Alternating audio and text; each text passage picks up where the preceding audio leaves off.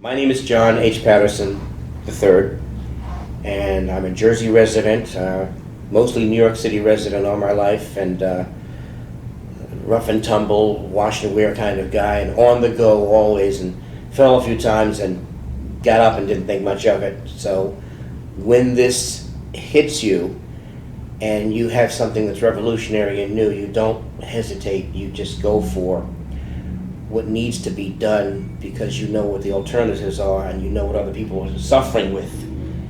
And pain is not in my plans, okay, ever.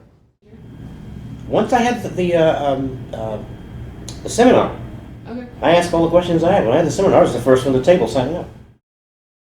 Okay, I had both knees done. Okay. The bone marrow was taken from my right hip through my back and the hip, and it was injected into both knees. I think that's the only thing that could have been done. You couldn't have done it one and wait to see how it comes out. You had to do both, because if one's going to be bad, the other's going to be worse if you wait. Let me see. I got it on Friday.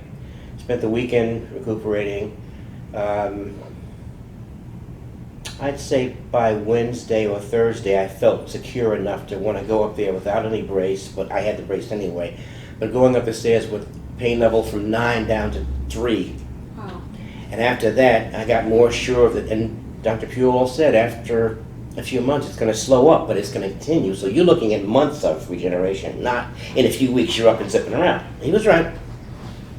When I came to him 2 days ago, when I came to him a month and a half ago, he said, I just had it for 6 weeks, had it done, and he says, if you're not where I want you to be in 8 or 9 months, I've got some other options. Don't worry, they're non-invasive. And I said, okay. So I saw him this time, I said, where am I? He says, right on target. I didn't feel it. I'm so used to they're long, but you don't feel it. You look in the screen, you see where they're going, the accuracy, the whole 9 yards, but I was just so glad that everything he said became true in terms of having your knees feel like they're inflated. I drove from here an hour and a half to Bethlehem to a friend of mine and stayed up there for the weekend. And the next morning, I'm running around and she says, no crutch, no knee brace. What are you, Superman? No, taking longer walks, more than 2 or 3 blocks, I don't fear that now. And That's good. psychologically, it's caused me to use my legs more and throw the braces down because I know in my mind the tissue is being regenerated as much as it can. And when you looked at the x-ray, they were not bone on bone, but they were close. And I said, something's got to be done because the next thing is yanking out the joints and putting something new in the socket. And that's laid up for X amount of months, which I didn't really want to do. Right. Most people have them done now, both at the same time. I It's just know. it's hideous, but you don't want to go through it every 9 months, so. I'm the armchair quarterback with the bad knees. Armchair. Then I tell them I was playing football. Yeah, okay. Touch football? Yeah. I ran track in high school and college and had no problem with that. Now I'm wondering where the glory days go. Right. Now I got them back. So, I've also explained to Dr. Puel, I've also aided in restoration and less swelling, and initially after, about 2 months after, because I've had it 3 months ago.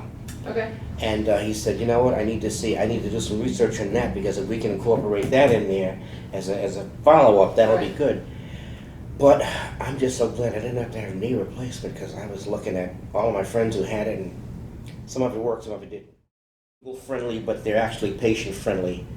And this thing should have blown up more than a year ago. I don't know why it's taking off so slowly, but we got to get the ball rolling because there are people out there who need you.